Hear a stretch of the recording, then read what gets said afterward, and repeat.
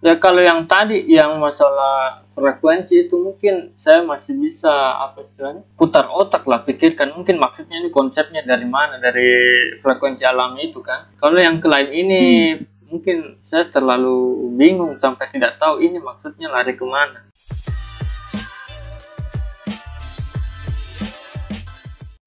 Right, selamat datang di channel Bawah Pohon Sains. Kali ini kita akan membedah salah satu video dari channel RJL 5, di mana mereka mengundang Pun Wardana, seorang dokter fisika alumni ITB, untuk membahas fenomena-fenomena gaib dan kaitannya dengan fisika kuantum.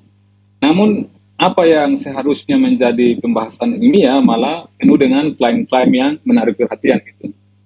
Mulai dari vibrasi, frekuensi, santet hingga partikel Tuhan. Dan kali ini saya tidak sendirian, saya ditemani oleh salah satu senior saya yang sudah saya anggap sebagai guru tentunya, dan fisika teoritis ya, seorang penulis produktif yang sudah menulis beberapa buku seperti Logika, Kalkulus, Astronomi, hingga Pengantar Kosmologi. Nah, bagi kalian mahasiswa yang mungkin pernah mengambil mata kuliah teori relativitas umum, kalian mungkin pernah melihat atau menemukan buku Pengantar Kosmologi ini di internet di sini. Nah, dia ini adalah Bang Sungkar yang telah mengajari saya mengenai logika sekaligus dasar-dasar tensor yang jadi bekal saya ketika saya belajar teori relativitas umum dulu. Kali ini kita akan membahas klaim-klaim dalam video RJL 5 dan kita akan melihat apakah ada dasar ilmiah dari klaim-klaim yang dikemukakan oleh Bang Pun Wardana. Bang Sungkar, gimana kabar, Pak? Ya, baik. Saya kira intronya itu terlalu berlebihan. Saya bukan siapa-siapa. Oh gitu? Iya. Jadi Bang Pun Wardana ini dalam video ini dia menyatakan bahwa foton dalam percobaan celah ganda itu akan melihat siapa yang mengamatinya. Dan foton-foton itu akan berubah sesuai dengan vibrasi manusia. Nah, saya mau tanya ke Bang Sungkar nih, sejauh mana pernyataan ini sesuai dengan teori mekanika kuantum, dan apakah ada bukti bahwa vibrasi manusia itu berpengaruh pada perilaku foton gitu? Bisa diulang? Di video ini kan Bang Pun Wardana ini dia bilang bahwa foton, kan kita tahu di mekanika kuantum itu ada percobaan yang paling terkenal yang disebut sebagai cobaan celah ganda atau the double slit experiment kan. Bang Pun ini dia mengatakan bahwa foton ketika ditembakkan melewati dua celah ganda tadi, itu dia akan melihat tuh siapa yang mengamatinya. Nah, kalau vibrasi manusia itu selaras dengan si foton, maka foton itu akan berubah bentuk sesuai dengan vibrasi manusia gitu. Dari eksperimen the double slit celah ganda itu mereka cukup kaget bahwa begitu ada dua foton ditembak, ternyata hasilnya itu adalah sesuai dengan siapa yang mengamati.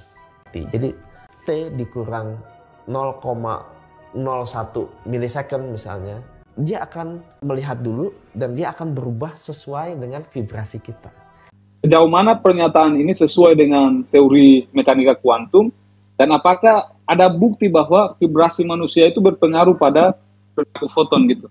Saya kira tidak ada hubungannya ya. Karena kalau dalam mekanika kuantum atau fisika kuantum itu kan dari persamaan Schrödinger itu kan kita bisa tahu fungsi gelombang. Dan dari fungsi gelombang itu kalau kita kuadratkan, itu kita akan dapat rapat probabilitasnya. Kemudian dari rapat probabilitas itu kemungkinan state atau keadaan yang mungkin itu kita bisa tahu dengan probabilitas. Jadi itu tidak ada hubungannya dengan apakah pertama dengan pengamat. Ini kan pengamatan ini sebenarnya kata yang tepat itu pengukuran kan. Ya, itu adalah interaksi antara partikel atau apakah yang dalam superposisi ini kemudian berinteraksi dengan partikel lain kan. Inilah yang menghasilkan pengukuran. Jadi kalau dia berinteraksi ini dengan partikel lain kan akan terjadi dekoherensi kan. Jadi fungsi gelombangnya runtuh. Jadi bukan lagi probabilitas di keadaan 1 tambah probabilitas keadaan 2 dan seterusnya. Tapi dia jadi 100% ke salah satu keadaan yang mungkin itu. Jadi kalau dalam pengamatan celah ganda itu ya keadaannya yaitu melewati slit 1 atau slit 2 kan? Slit 2, ya benar. Jadi yang berperan sebagai pengamat ini adalah detektor. Oh ya. Iya, Berarti tidak ada manusia, kaitannya kan? dengan pengamat sadar di situ ya? Iya, betul. Ada Bang Juang. Oke, jadi dalam konteks ini tidak ada kaitannya antara pengamat sadar dengan perilaku elektronnya. Jadi pernyataan Kun Wardana ini tidak sesuai dengan konsep yang ada dalam mekanika kuantum kan? Itu poinnya kan? Ya, bisa dibilang mengada-ada sih. Dia akan melihat dulu dan dia akan berubah sesuai dengan vibrasi kita. Artinya kalau saya selaras dengan dia, misalnya saya selaras di 0,1 Hz dengan dia, artinya dia akan mengikuti keinginan saya.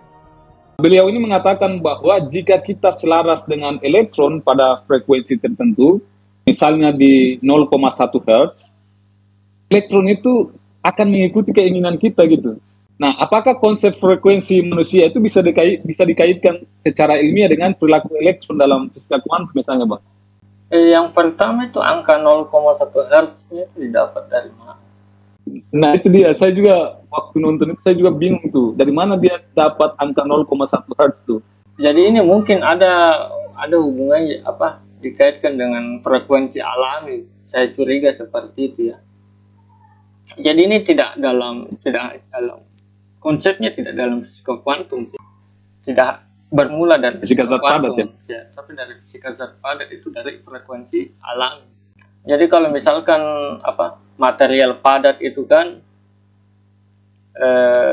dia terbentuk dari molekul-molekul, itu kan bisa dianggap sebagai kisi.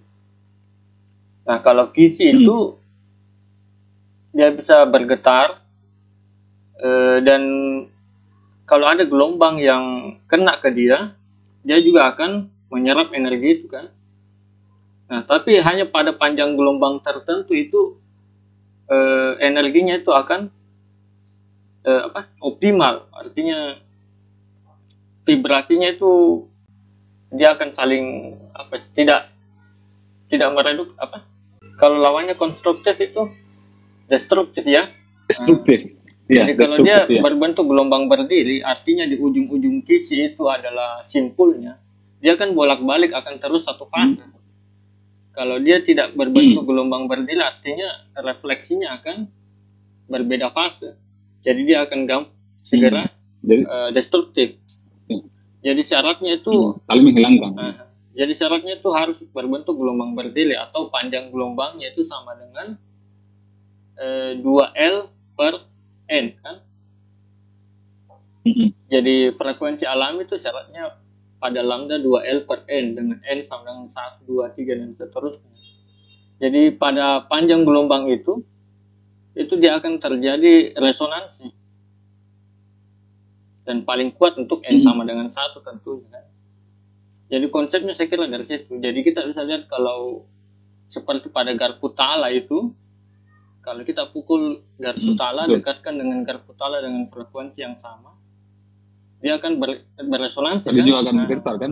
Karena vibrasi ini dia menjalar dari garpu tala 1 ke udara, ke garpu tala yang lain. Garpu tala yang 2, ya. Nah, kalau frekuensi alaminya sama, gelombang yang muncul pada garpu tala kedua ini akan menghasilkan gelombang berdiri. Jadi dia akan dia bertahan lebih lama ini getarannya kan. Jadilah dia bergetar juga atau disebut beresonansi. Nah, kalau dibahas ini tentang elektron ini kan partikel. Bagaimana itu frekuensi alaminya partikel? Karena kalau kita bahas itu kan dia dari kisi kan, dia harus struktur material yang punya kisi. Artinya kumpulan-kumpulan partikel. Kemudian otak manusia itu frekuensi apa maksudnya? Itu saya tidak mengerti. Dia mungkin maksudnya bisa kayak apa misalnya yang telekinetik mungkin maksudnya. Jadi kalau samakan frekuensi otakmu dengan sendok di meja, mungkin kau bisa layangkan itu bagaimana? Saya tidak mengerti.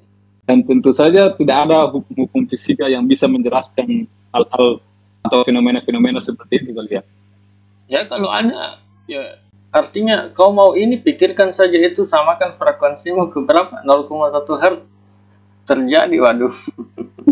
Berarti angka 0,1 Hz itu sendiri tidak ada dasar ilmiahnya mungkin dalam fisika kali. Dan kalau 0,1 Hz itu untuk apa? Misalnya untuk lulus ujian 0,1 Hz, kalau untuk dapat makanan apa 0, sekian Hz, beda lagi tentunya kan, karena harus spesifik. Untuk menang pilkada mungkin 0, sekian Hz atau 1, sekian Hz begitu kan. Kalau salah frekuensi hasilnya salah. Iya kan? Ya maksudnya kita berada pada frekuensi sekian itu saja, maksudnya tidak jelas apa kan. Frekuensi apa? Gelombang otak kah? Gelombang otak itu juga tidak cuma satu frekuensi loh. Ada banyak frekuensi kan. Ada banyak gelombang otak. Mungkin maksudnya apa? Geleng-geleng kepala, frekuensi geleng-geleng kepalanya kan. Frekuensi apa? Tidak jelas sama sekali. Dan juga untuk menyatukan frekuensi-frekuensi yang ada dalam otak itu kan tidak mudah kan Bang ya? Iya. Kita akan coba lihat pernyataan berikutnya dari Bang Kun Wardana ya. Artinya dia akan mengikuti keinginan saya.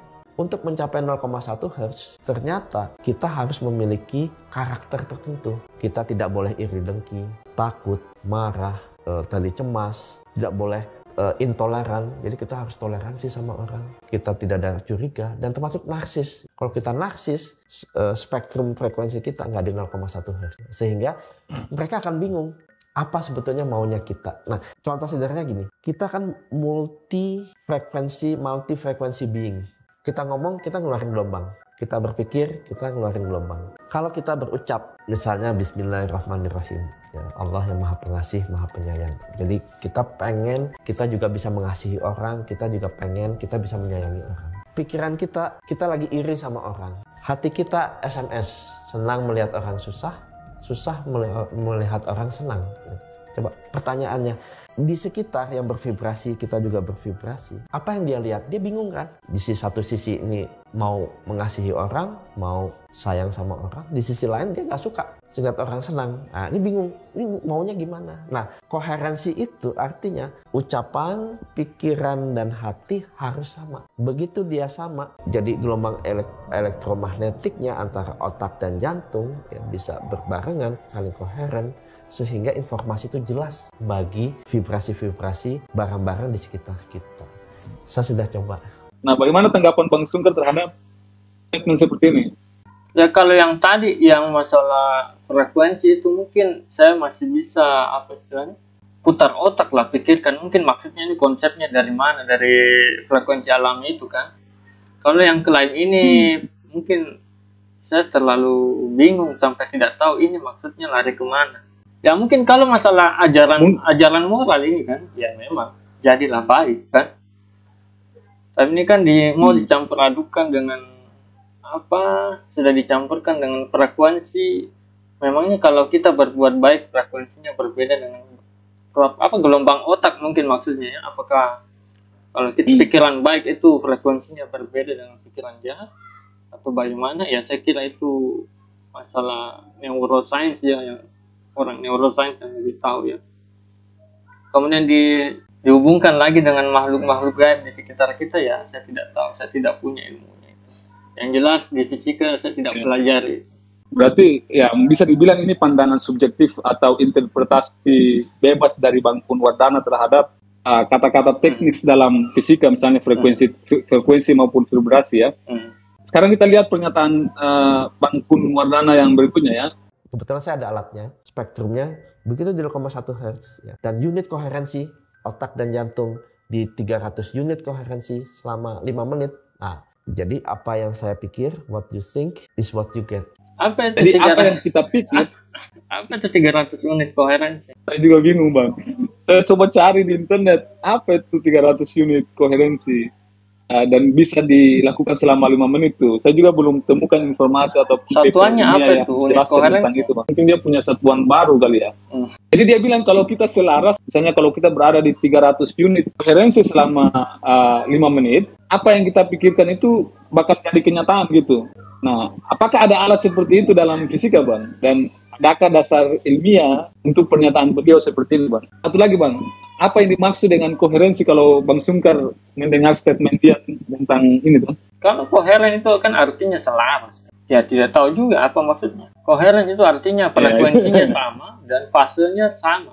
atau beda 180 kan itu akan destruktif kan. Jadi dia kalau masalah gelombang koheren itu artinya frekuensinya sama dan fasenya sama. Puncak ketemu puncak, lembah ketemu lembah kan. Jadi saya tidak tahu juga apa maksudnya. Tapi ini klaimnya yang menarik.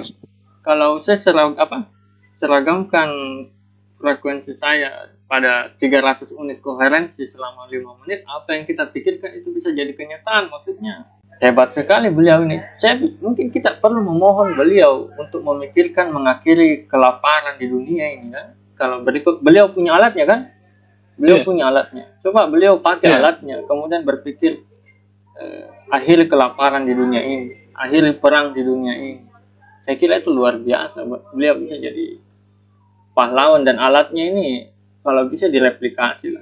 Tapi beliau sepertinya belum menggunakannya. Iya, harusnya kan. Harusnya beliau bisa menggunakannya di Pilkada DKI kemarin kan. Iya. Kalau memang ada alat seperti itu kan. Iya, yang saya tangkap itu tadi, beliau dari yang konsep frekuensi alami ya dan resonansi itu dari fisika material itu betul ada, tapi di bawahnya ke lain lagi. Ya kan. Kemudian mungkin dari frekuensi manusia itu mungkin dari gelombang otak itu kan memang benar ada kan gelombang otak. Tapi itu kan banyak gelombang, banyak frekuensinya beda-beda. Kemudian itu dipakai untuk cocokologi ke situ lagi. Jadi ada beberapa konsep-konsep fisika yang memang konsep fisika, tapi dibawanya ke cocokologi ini untuk bikin klaim-klaim nyeleneh gitu ya. Dalam konteks tertentu, beberapa konsep yang beliau jelaskan itu bisa dijelaskan, tapi bukan dalam fisika kuantum ya, tapi dalam fisika material, atau misalnya dalam fisika gelombang kan, bahwa ketika dua gelombang bertemu, dia bisa berinterferensi, entah itu interferensi konstruktif atau destruktif gitu. Kalau konstruktif saling membangun atau saling menguatkan, tapi kalau destruktif saling menghilangkan gitu ya. Kemudian tergantung setiap benda kan punya frekuensi alami masing-masing kan Bang. Nah, kalau dan frekuensi alami bisa untuk satu benda itu tidak alami. cuma satu. Nah, itulah kita kenal namanya kristal. Kristal ideal itu dia cuma punya satu frekuensi, satu set, bukan satu set. Artinya ada harmoniknya juga kan, ada fundamental lambda misalnya, kemudian ada lambda 0 misalnya, kemudian resonansinya lambda 0/2, lambda 0/3 dan seterusnya. Jadi kristal dia cuma punya satu set frekuensi harmonik, satu set frekuensi alamiah. Tapi benda lain pada umumnya dia punya banyak frekuensi alamiah, makanya tidak begitu mendominasi ya. Beda dengan kristal. Artinya kalau dalam kasus ini secara teoritis kita bisa, maksudnya lebih mudah menyamakan frekuensi alami dengan kristal dibandingkan dengan benda-benda lain. Sama itu yang ada percobaan kan, yang orang berteriak pakai frekuensi tertentu untuk kasih pecah gelas kristal. Itu ada. Kristal betul. Karena pada kristal itu dia cuma punya satu set kristal ideal ya, satu set frekuensi alami. Jadi sangat dominan itu. Jadi kalau pas frekuensinya betul-betul vibrasinya sangat kuat, dia bisa pecah. Berarti masalah resonansi ini mungkin ada kaitannya dengan jembatan Tacoma itu, yang kepakan sayap kupu-kupu itu bisa menghancurkan jembatan itu kan? Ya, itu sih mungkin anekdotal ya, tapi konsepnya masalah kan resonansi, benar. Ya. Artinya karena jembatan ini kan dia bukan hanya terdiri dari besi, tapi dia bentuk besar ya. Jadi itu kalau jarak antar sambungan dalam pelat-pelat besi itu kan dia berbentuk seperti kisi ya. Jadi kayak dia belah ketupat atau segi-segi 4 misalnya. Jarak antar itu tuh menentukan frekuensi alaminya juga. Jadi frekuensi alami itu ditentukan dari jarak antar molekul dalam skala mikroskopis. Dan dalam jarak makroskopis mungkin jarak-jarak pilar itu juga antara betul antara tiang yang satu dengan tiang yang lain kan. Jadi dari skala mikro ke makro itu. Oke, jadi memang ada beberapa konsep yang beliau jelaskan benar, tapi sejauh ini lebih banyak yang memang tidak bisa kita temukan dalam konsep-konsep fisika yang sebenarnya ya, terutama klaim dari konsep itu diklaim ke hal-hal yang luar biasa. Ya benar. Misalnya tadi dia bilang soal percobaan celah ganda itu memang ada dalam fisika kuantum, elektron, frekuensi dan lain sebagainya, itu memang istilah-istilah teknis dalam fisika dan memang itu ada. Tapi klaimnya dia yang kemudian dibawa ke dalam ranah mistis itu yang menjadi problem gitu, karena fisika kuantum tidak dibuat untuk menjelaskan fenomena-fenomena seperti yang Bang Kunwardana mention tadi. Betul. Saya dulu usia 11 tahun ya, waktu saya SMA, saya ditanya wartawan gitu, cita-citanya apa? Saya jawab, saya mau buat robot om. Dan itu terjadi. Saya ngambil jurusan elektro, kemudian saya mempelajari robotika, ya, mempelajari artificial intelligence, ya, sehingga semua jadi kenyataan. Ya, hanya dengan suatu imajinasi. Jadi kebayang. Dan saya juga ada pengalaman-pengalaman yang cukup menarik mengenai hal ini. Gitu. Saya pernah punya kendaraan, mobil, hilang. Udah 3 bulan. Kita coba untuk tadi memiliki energi tadi, menolong dan lain-lain, terus kemudian untuk menghindari iri hati dan lain-lain gitu ya. Begitu saya lihat, sudah 300 unit koherensi per 5 menit, saya coba untuk memanifestasikan pemikiran saya bahwa mobil jam segini, tanggal segini ada di depan rumah, dan itu kejadian. Ini sangat menarik. Kalau memang ada seperti ini, harusnya korupsi itu dengan mudah diketahui, terus pencurian dan lain-lain itu bisa dengan mudah dideteksi. Nah, pandangan seragamkan dengan 300 unit koherensi begitu. Iya. Hanya dengan berada di 300 unit koherensi selama 5 menit, kita bisa memanifestasikan semua yang ada dalam pemikiran kita menjadi kenyataan gitu, Bang. Maksudnya saja saya tidak mengerti. Tapi mungkin otak saya yang terlalu kecil ya. Mungkin karena kita terlalu banyak belajar matematika kan, Bang. Jadi kita tidak bisa berelaborasi katanya tentang fenomena-fenomena yang jauh lebih di atas. Istilah 300 unit koherensi saja saya tidak paham apa maksudnya. Mungkin pakar-pakar fisika, ahli-ahli fisika saya kan cuma sedikit ilmu dah.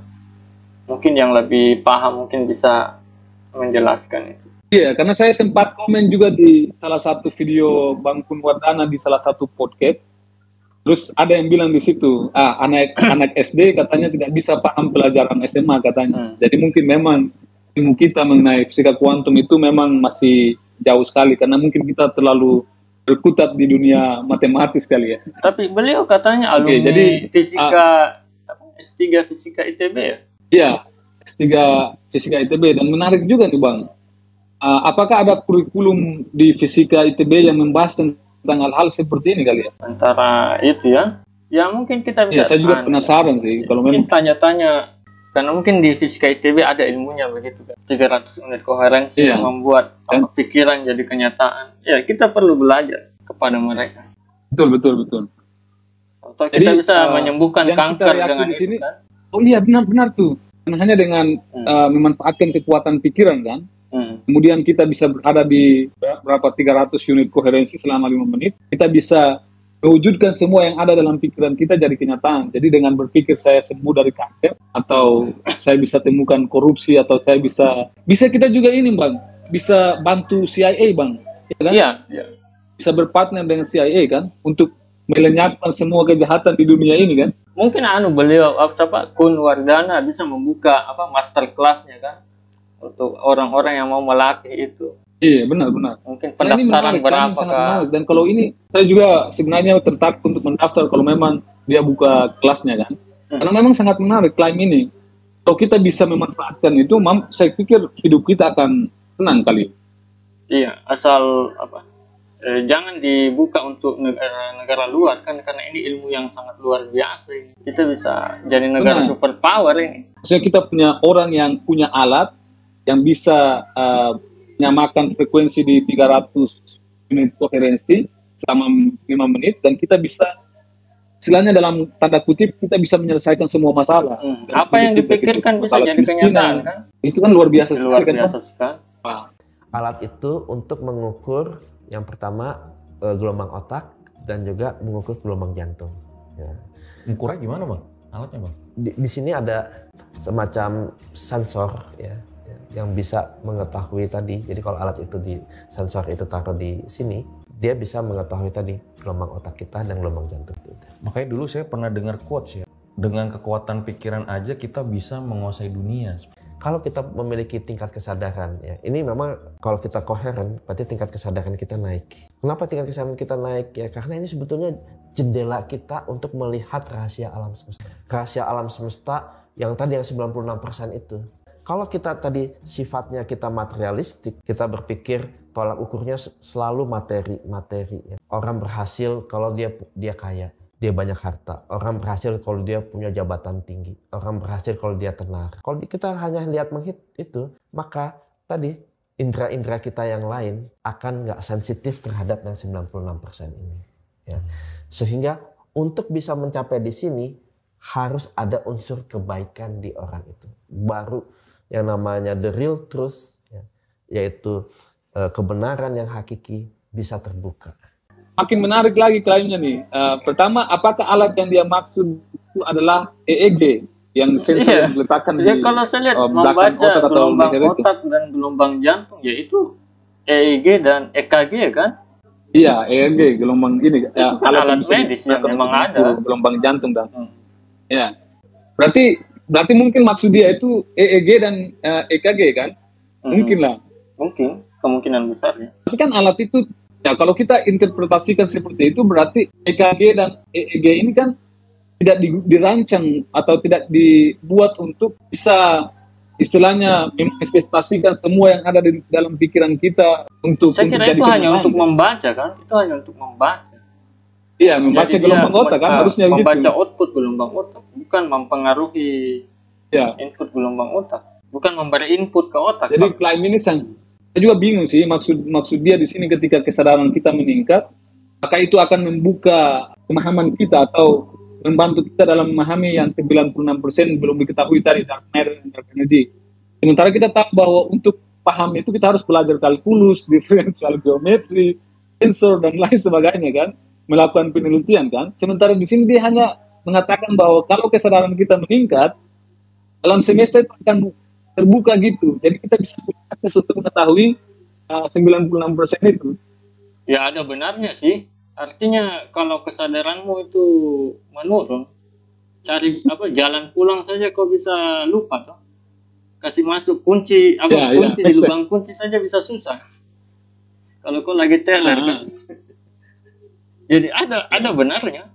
Kalau kesadaranmu kurang ya sulit paham apa yang dibicarakan. Sulit melakukan tugas-tugas ya sampai situ. Itu kan pengetahuan umum ya. Tapi kalau masalah 95-96% apa relevansinya? Nah, itu dia.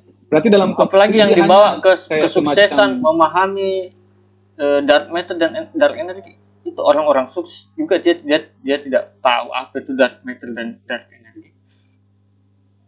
Anda tidak perlu paham apa itu dark matter atau dark energy untuk jadi sukses. Tidak penting sekali. Apa gunanya? Jadi klaimnya itu memang bisa dibilang terlalu berlebihan kali ya. Iya, yang Anda kita perlu tahu adalah cara apa yang mau dikerjakan, cara kerja bekerja dengan cerdas dan tekun, bukan memahami hakikat dark matter atau dark energy untuk bisa jadi sukses kan. Kecuali jadi fisikawan sukses mungkin maksudnya. Jadi maksud dia itu Bang, dia asosiasikan 96% ini sebagai hal gaib yang belum diketahui. Karena dia di awal video itu dia bilang bahwa sampai sejauh ini ada 96% secara penelitian belum diketahui secara sains gitu. Hanya alam semesta yang bisa kita observasi itu hanya 4 atau 5% gitu. 96% itu kita ketahui ketika kita punya kesadaran yang tinggi gitu. Kita bisa tingkatkan kesadaran kita. Dalam arti kita bisa berkoherensi dengan alam semesta misalnya dalam bahasa dia gitu. Oh, tidak demikian. Itu 25%-nya itu kita tahu dari salah satunya itu pengukuran kurva kecepatan galaksi. Jadi dari situ kita dapat dari kurva kecepatan astronom ini mengukur kurva kecepatan galaksi. Sepertinya galaksi ini memiliki massa lebih besar daripada massa bintang-bintang penyusunnya. Jadi istilahnya galaksi ini lebih masif daripada yang bersumber dari bintang-bintang. Dengan kata lain, ada massa yang tidak terlihat yang menyusun galaksi ini juga. Disitulah disebut dark matter. Jadi materi, dia menyumbang massa, tapi dia tidak berinteraksi secara elektromagnetik. Jadi dari situ didapat itu konsep dark matter. Kemudian dark energy itu kita ilmuwan menemukan itu dari ekspansi alam semesta yang dipercepat kan. Dari kita mengamati astronom itu mengamati supernova. Jadi supernova tipe 1A kalau saya tidak salah ingat. Itu supernova tipe 1A kecerangannya itu selalu sama. Karena dia itu mekanismenya itu dia dari bintang katai yang mendapatkan tambahan massa sehingga mencapai massa kritis, dia meledak jadi supernova. Jadi massanya itu sama, jadi kecerangannya pasti sama. Kecerangan aslinya kan, jadi itu dia dipakai jadi lilin standar. Jadi karena dia bisa dipakai dari lilin standar, dia bisa dijadikan pengukur jarak kan. Nah dari pengamatan supernova tipe 1A ini, dilihat supernova yang jauh itu bergerak lebih cepat daripada perkiraan dari Hubble tradisional kan. Jadi kesimpulannya alam semesta ini mengembang dipercepat. Kemudian dari observasi CMB itulah ternyata sekitar 70% kontribusi energi ini kalau alam semesta ini kan teramati datar. Jadi untuk dapat kerapatan kritis itu 70% ini harus dat energi yang menyebabkan ekspansi alam semesta yang cepat. Jadi 70 tambah 25 atau 26 kah? Jadi sekitar 95 atau sampai 96. Jadi cara dapatnya 96 itu di situ, bukan dari apa? Saya tidak tahu, saya tidak paham. Jadi fisikawan itu mendapatkan angka 95-96% itu dari situ, bukan dari koherensi pikiran atau bagaimana yang gaib tidak. Jadi itu bukan sesuatu yang gaib, itu dari pengamatan empiris. Meskipun kita tidak bisa lihat secara langsung, tapi fenomenanya diukur kan. Jadi penting untuk diingat bahwa dalam sains itu hal-hal yang tidak bisa kita jangkau oleh indera kita itu bisa kita deteksi melalui alat-alat atau teknologi-teknologi yang kita miliki saat ini. Ini yang banyak orang salah paham kalau empiris itu artinya bisa dilihat. Padahal empiris itu maknanya lebih luas. Dia bisa ditangkap secara inderawi. Udara tidak bisa dilihat, tapi dia empiris. Kalau kamu kipas ya bergerak, terasa dingin, terasa angin. Dan tidak perlu juga kita harus sebaiknya ya, tapi tidak perlu kita, kalau tidak memungkinkan diamati secara langsung, fenomenanya dulu yang harus kita amati kan. Jadi kalau kita hanya mengamati fenomenanya, bukan entitasnya langsung, ya kita perlu bantuan model. Jadi model itu kita diperlukan model, kan, untuk karena bisa kita tidak mengamati langsung, hanya mengamati fenomenanya. Jadi perlu ada model yang mengaitkan antara entitasnya dengan fenomenanya. Diceklah berdasarkan model itu. Menarik tadi pernyataan Bang Sungkar soal sesuatu yang tidak bisa kita indra, belum tentu tidak ada kan, dalam arti bahwa kita bisa mendeteksi efeknya gitu, menggunakan alat pengukuran. Nah, kemudian kalau misalnya kita tidak bisa mendeteksi atau alat pengukuran kita juga belum belum cukup untuk bisa mendeteksi fenomena alam yang ada, maka yang bisa kita lakukan adalah dengan membangun model, minimal model itu konsisten secara matematis gitu ya Bang. Dan model itu bisa memprediksi sama ini. Contoh tadi yang dark matter itu. Jadi kita mengukur, andai kata galaksi itu hanya tersusun dari bintang-bintang kan. Ternyata galaksi itu berputar terlalu cepat menurut dari prediksi teori Newton kan. Artinya galaksi ini lebih masif daripada bintang-bintang saja. Jadi itu kita tidak bisa melihat dark matter secara langsung. Tapi konsekuensinya adalah dark matter ini punya massa yang menyebabkan galaksi berputar lebih cepat daripada hanya kontribusi bintang-bintang. Jadi dari situ pengukuran fenomena secara tidak langsung. Kalau misalnya saya ajukan pertanyaan tambahan, misalnya malaikat, setan dan lain sebagainya, itu bisa dijelaskan secara sains tidak Bang? Mereka juga tidak ada. Begini banyak. Saya pernah dengar ini orang mungkin orang berlatar sains juga, dia mengaitkan antara Isra Miraj kan dengan mungkin fisika kuantum atau teori relativitas kan. Dibilang perjalanan Nabi Muhammad itu dari Masjidil Haram ke Masjidil Aqsa dalam waktu semalaman kan. Jadi itu bisa dijelaskan secara sains, klaimnya mereka ini ya. Bisa dijelaskan secara sains menggunakan teori relativitas katanya. Relativitas, jadi, ya. Time dilation begitu ya. Time dilation ini kan bisa dari kecepatan relatif atau dari gravitasi kan, gravitational time dilation dengan relativistic time dilation. Nah masalahnya kalau mereka mengklaim, oh ini bisa dibuktikan secara sains, ini pernyataan dalam agama ini bisa dibuktikan secara sains menggunakan relativitas. Tapi relativitas ini kan untuk time dilation itu objek harus bergerak mendekati kecepatan cahaya. Kecepatan cahaya. Nah, jadi kalau Nabi Muhammad ini memang dia mengalami Isra atau ini karena bergerak mendekati kecepatan cahaya, ya jasad beliau hancur duluan kan? Kalau dipercepat sampai mendekati kecepatan cahaya. Jadi tidak masuk akal. Kecepatan cahaya. Atau kalau menggunakan gravitational time dilation, ya berarti Allah itu taruh lubang hitam besar di situ. Ya bukan hanya jasadnya Nabi Muhammad saja yang hancur, sebagian bumi juga bakal hancur kan? Tapi mereka mengklaim, oh tidak. Allah kan dia maha kuasa, dia bisa mengatasi itu jadi tidak terjadi. Jadi Nabi Muhammad bisa tetap pindah ke Masjidil Aqsa secara utuh, apalagi Miraj kan dia sampai ke langit. Jadi dicocok logi. Masalahnya begini banyak. Kalau namanya mukjizat itu apa? Terlepas kamu percaya mukjizat atau tidak kan? Terlepas dari siapa percaya mukjizat atau tidak, mukjizat itu kan intervensi Tuhan terhadap hukum alam secara spesifik untuk kejadian-kejadian tertentu yang dikehendakinya kan? Itu maksudnya mukjizat kan? Dia mengintervensi hukum alam. Jadi kalau Allah mau mengintervensi hukum alam, dia mau mukjizat, ya sudah, pindahkan saja Nabi Muhammad dari Masjidil Haram ke Masjidil Aqsa, selesai. Kenapa kamu jelaskan pakai teori relativitas, jelaskan pakai hukum fisika? Kalau ternyata nanti ada aspek dari teori itu yang menyebutkan ini tidak mungkin, tapi kamu berkredit lagi, oh tapi Allah kan maha kuasa. Ya kalau Allah maha kuasa ya jadikan saja langsung. Mukjizat langsung kan, tidak usah lagi dikaitkan dengan fisika kan? Kenapa?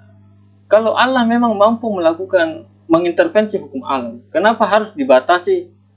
Artinya Allah bisa melakukan mukjizat, tapi sedapat mungkin harus tetap mengikuti hukum alam, hukum-hukum fisika. Kan tidak masuk akal. Itu jadi tidak masuk akal, ya benar. Saya punya analogi begini, anggap analogi. Benar. Anggap si Fulan ini kan, dia diculik, baru disekap dalam sebuah sel.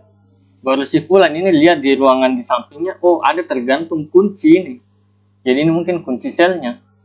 Bisa dipakai untuk melarikan diri. Betul. Nah, ternyata ini dalam universe ini ya, Fulan ini punya alat gaib, lingkaran penembus dinding. Nah, jadi begitu kenapa dia tidak? Begitu pengawasnya keluar, ini Fulan, dia pakai ini lingkaran penembus dinding, lompat ke ruangan sampingnya, ambil itu kunci, kembali masuk ke selnya, simpan kembali lingkaran penembus dindingnya, baru buka kuncinya, baru kabur secara normal. Kan konyol. Ya pakai saja tuh lingkaran penembus dinding, tembus terus sampai keluar. Kalau memang lingkaran penembus dinding itu ada kan? Jadi ini cocokologi. Apa orang-orang berupaya membuktikan mukjizat dengan penjelasan sains? Ya kalau Allah itu bisa membuat mukjizat, mukjizat langsung saja jadi. Kenapa Allah mau membuat mukjizat tapi harus mengikuti hukum-hukum fisika sedapat mungkin begitu loh? Fisika, iya. Jadi praktik cocokologi sains ini pertama dalam sudut pandang agama tidak ada gunanya. Dari sudut pandang sains juga tidak ada gunanya. Malah mungkin negatif kan? Karena jalannya negatif, itu berbeda dengan metode ilmiah kan? Dan metode ilmiah itu dari petunjuk empiris, rasionalisasi baru kesimpulan untuk dipercaya. Kalau agama kesimpulan duluan yang harus dipercaya kan, yang dikembalikan. Jadi cocokologi ini secara agama tidak ada gunanya, sains juga tidak ada gunanya, bahkan mungkin negatif. Jadi saya heran dengan bahkan orang-orang berilmu juga masih senang dengan cocokologi. Nah, ternyata fenomena ini tidak hanya terjadi di kalangan orang awam ya, yang baru belajar fisika secara populer, tapi di kalangan akademisi sendiri yang memang mendalami fisika secara mendalam, masih terjebak dengan klaim-klaim seperti ini, Bang, atau cocokologi seperti ini. Iya, ya itulah yang saya bilang, ada ilmuwan yang coba menjelaskan peristiwa Isra Miraj itu dengan relativitas. Ya kalau Tuhan berkehendak pindahkan Nabi Muhammad dari Masjidil Haram ke Masjidil Aqsa dalam semalam, ya sudah. Ngapain Tuhan harus repot-repot penuhi teori relativitas? Dia berkuasa melakukan mujizat. Setengah-setengah amat ya. Malah kalau kita pakai relativitas akan ada muncul kontradiksi juga kan. Tuhan tidak perlu mempertimbangkan relativitas atau mekanika kuantum. Iya, dia kan berkuasa. Berarti dia bisa lakukan apapun yang dia mau kan, tanpa harus mengikuti hukum-hukum yang dia ciptakan.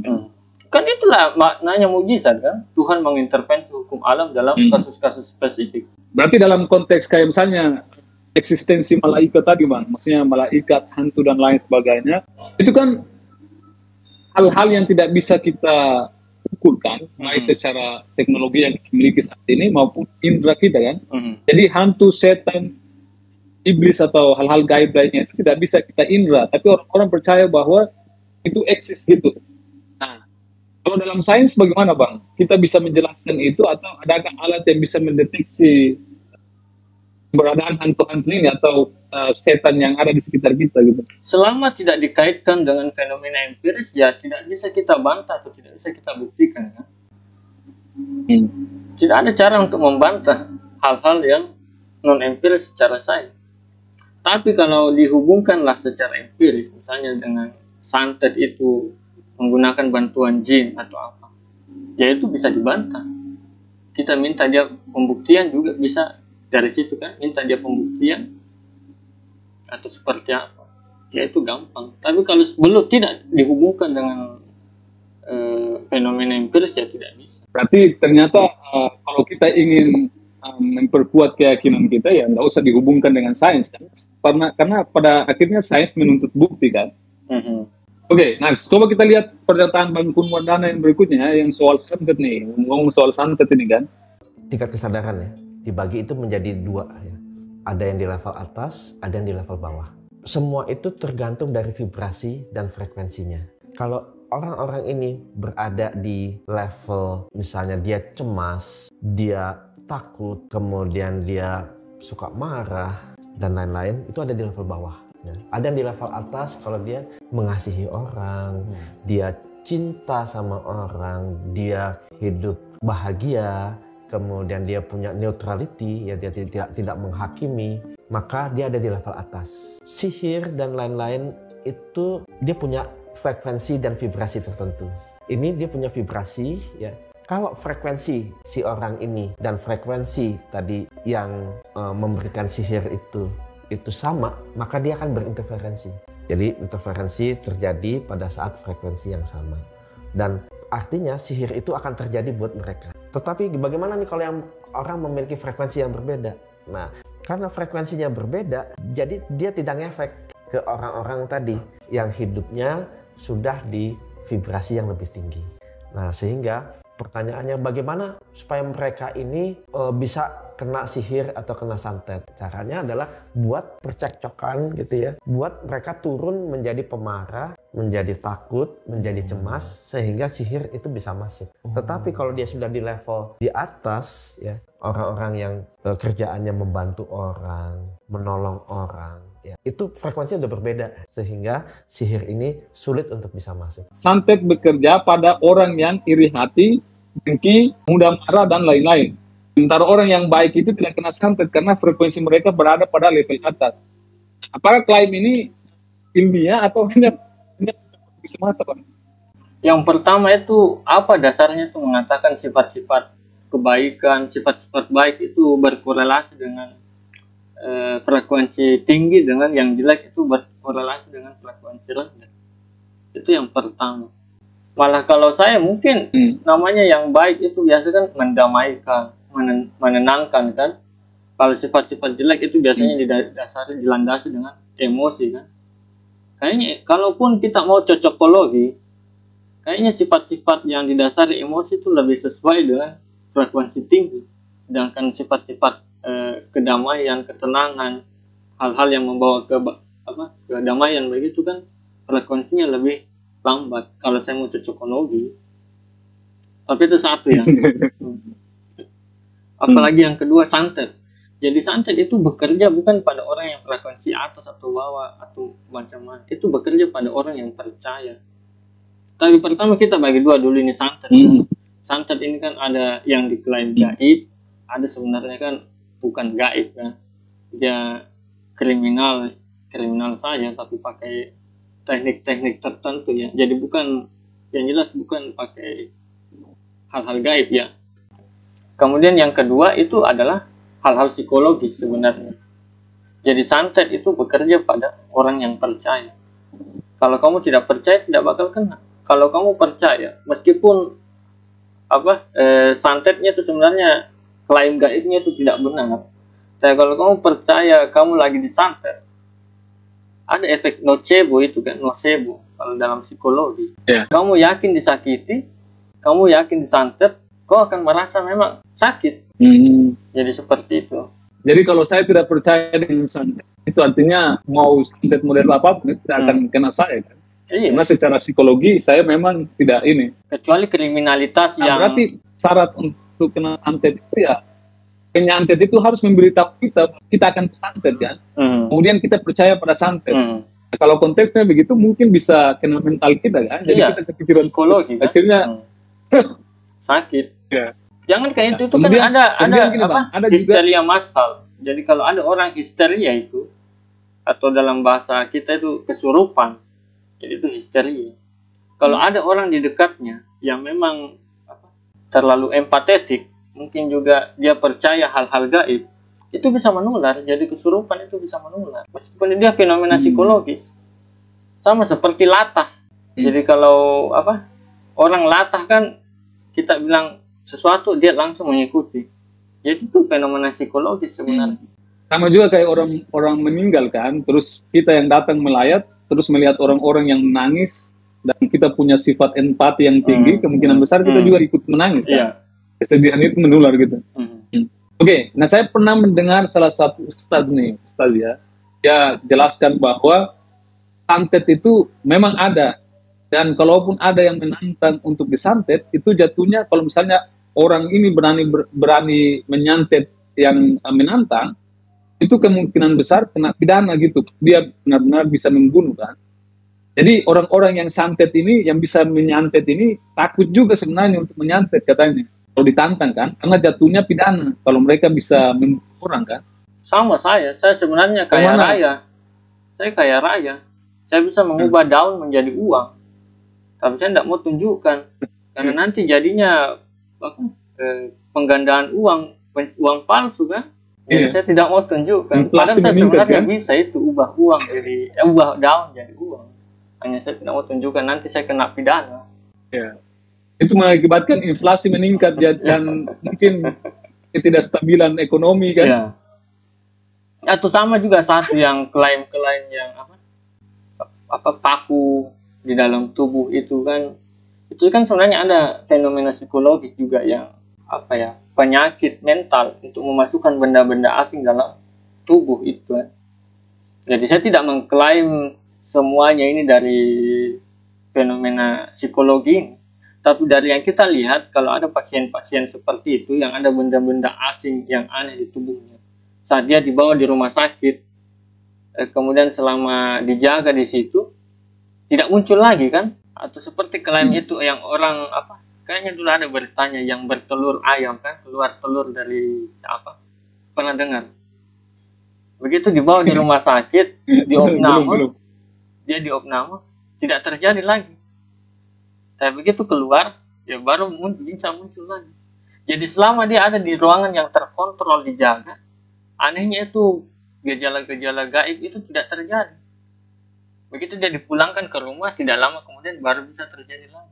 Tapi katanya Bang, ada dokter yang operasi pasien yang kena santet, yang dianggap kena santet, itu katanya banyak sekali jumlah paku yang ada dalam tubuhnya tuh. Dan itu nyata katanya.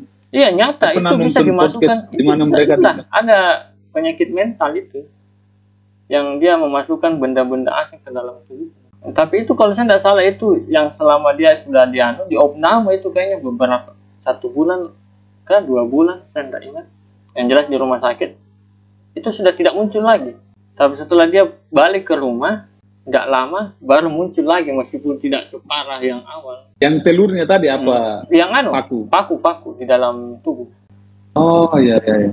Oke. Jadi saya tidak bisa Nah, berarti mengklaim, kalau kita saya tidak mau hubungkan dengan- mengklaim mustahil ya. Saya tidak mau mengklaim pasti itu dari dia masukkan sendal ke dalam tubuhnya. Ya.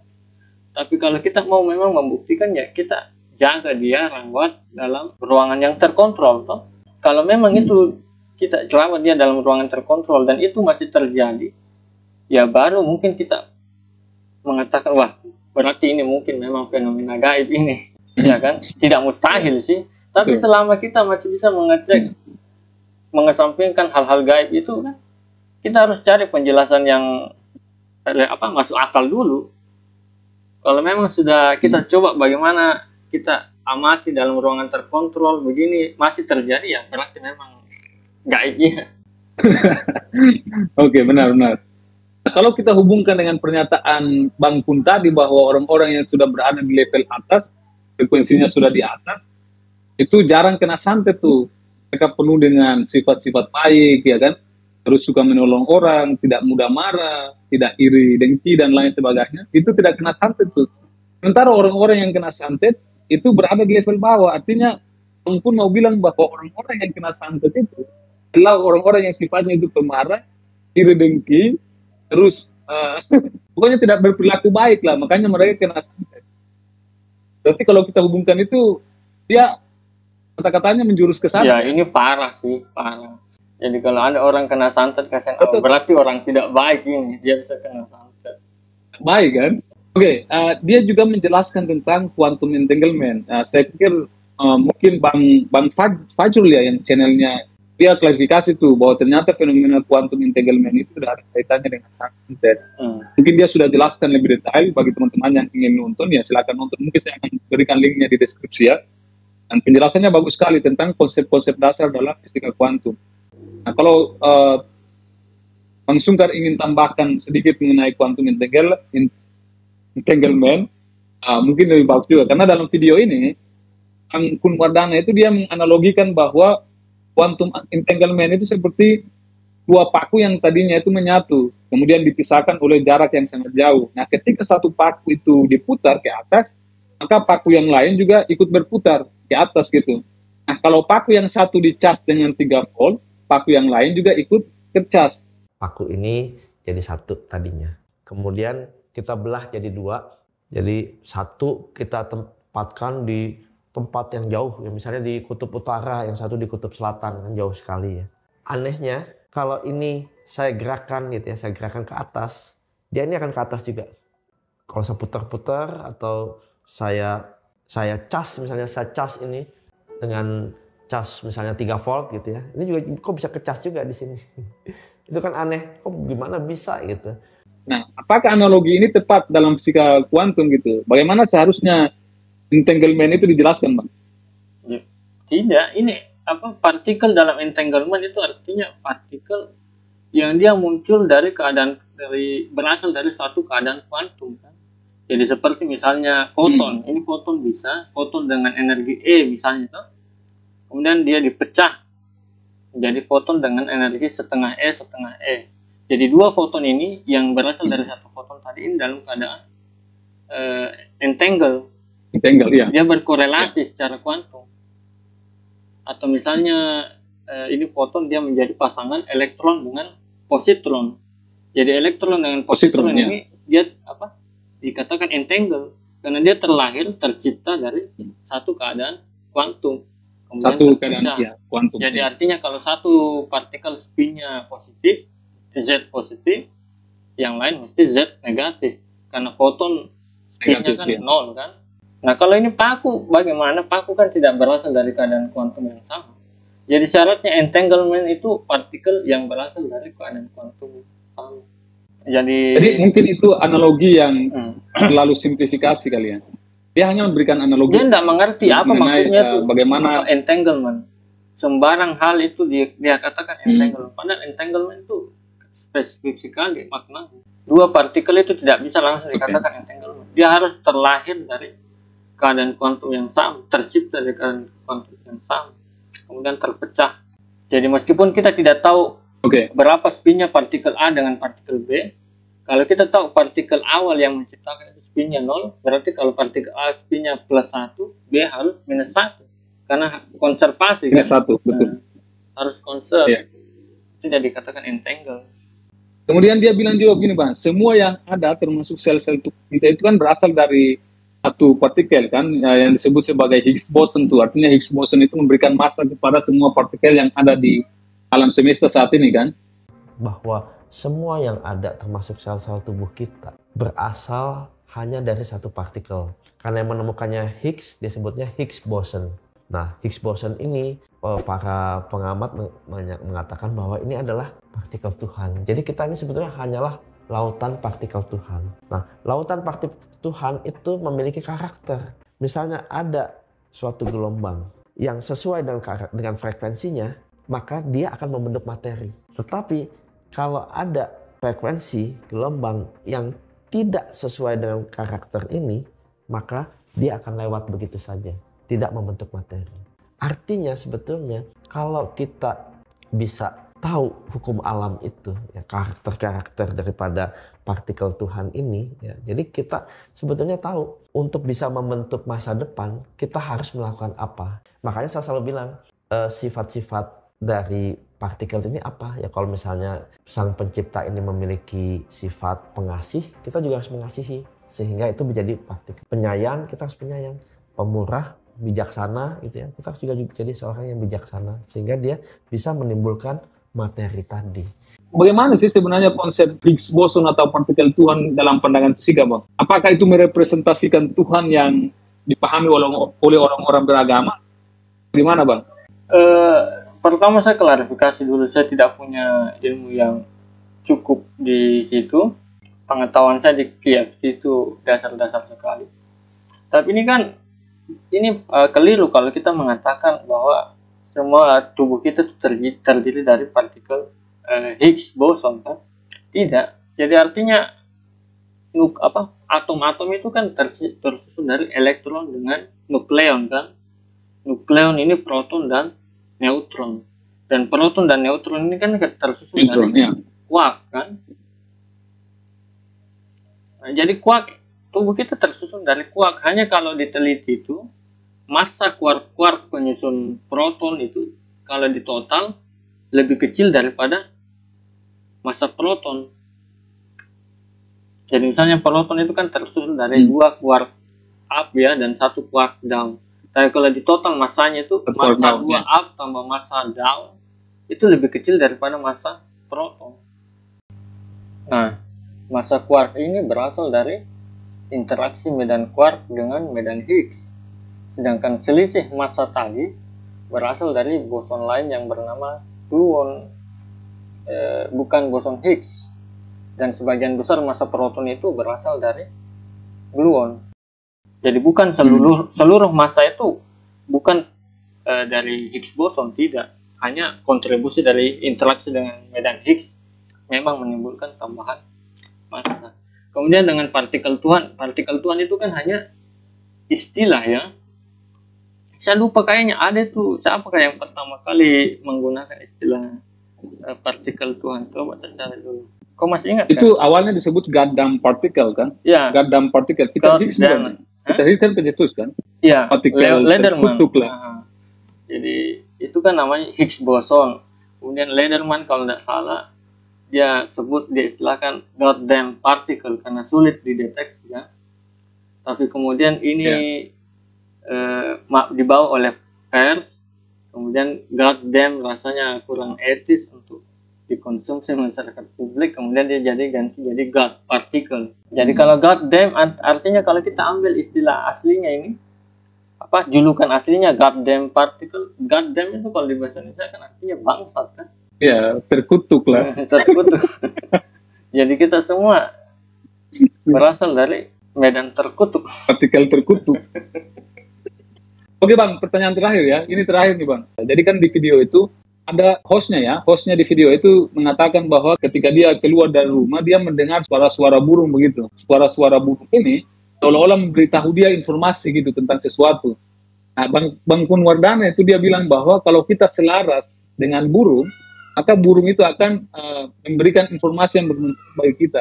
Kemudian kalau ada semut yang lewat nih, ketika kita selaras dengan semut, semut itu bisa memberikan informasi A, B, dan lain-lain kepada kita. Saya sih seperti menganggap ada kode gitu ya. Berapa hari belakangan, jadi ketika subuh gitu, di rumah saya tuh ada bunyi burung gitu. Nah, saya menangkap bahwa ketika ada burung nih, biasanya kayak mau ngasih kabar sesuatu yang baik gitu. Burung yang kayak gitu bunyinya ya. Nah, ternyata pas kemarin di kantor, berapa hari kemudian juga, si burung itu jadi bunyi berkicau banyak gitu di kantor. Saya menangkap bahwa, wah sepertinya ada sesuatu yang baik nih mau datang gitu. Dan itu terjadi beberapa waktu lah gitu. Nah, kalau menurut Bang Kun itu seperti apa ya? Nah, semua itu adalah informasi. Kita nggak sadar kalau kita lihat itu hanya suatu hal yang acak, yang random gitu ya. Padahal sebetulnya semua gejala-gejala tadi itu adalah informasi untuk kita. Sekarang pertanyaannya, bagaimana kita bisa menerjemahkan informasi suara burung itu menjadi informasi yang bermanfaat bagi kita. Justru itu, kalau kita koheren, selaras dengan burung itu, maka kita tahu ada singkapan makna. Saya misalnya ada semut datang, kita pikir, ini nggak ada apa-apa. Tapi kalau kita selaras dengan dia, tiba-tiba kok kayak dia memberikan informasi A, B, dan C. Ya. Apakah ada penjelasan ilmiah yang mendukung klaim ini, Bang? Seperti mungkin frekuensi alami tadi yang kita sebutkan tadi, Bang. Itu kalau burung di Indonesia bahasanya beda kan dengan burung di Amerika. Kalau manusia kan beda-beda bahasanya. Maksudnya gimana nih, Bang? Kan dia bisa mengerti, dia dapat informasi. Tapi bagaimana kalau misalnya burung yang lewat itu burung impor misalnya, tetap bisa dia mengerti. Misalkan pintar bahasa Inggris kan? Iya, misalnya burung atau ada spesies bahasa lain, misalnya burung ikan. gitu. Ikan kan banyak diimpor kan. Atau ikannya atau burungnya bukan pakai bahasa burung Indonesia tapi pakai bahasa burung lain, apakah tetap bisa dimengerti? Bahasa burung Inggris atau bahasa burung Jepang? Atau saya curiga mungkin bahasa Suryani, Bang, yang sempat kemarin-kemarin viral tuh, yang ada orang yang bisa mengerti bahasa semut, bahasa malaikat dan lain sebagainya kan. Mungkin dia punya alat itu yang bisa menyelaraskan frekuensinya atau berada dalam unit 300 berada di 300 unit koherensi kan, sehingga dia bisa mengekstrak informasi dari burung gitu. Bagaimana kaitannya dengan frekuensi alami tadi, Bang? Apakah kita bisa menyelaraskan frekuensi kita dengan burung, Bang? Ya meskipun frekuensinya selaras, itu kan gelombang harus merambat dari satu objek lain kan. Katakanlah yang dia maksud itu adalah frekuensi gelombang otak. Ya tidak, bagaimana caranya frekuensi gelombang otak dari kepala kita itu bisa sampai ke semut? Iya kan? Intensitas gelombang suara otak itu kan kecil sekali kan, Bang? Iya. Jadi sangat sulit dideteksi.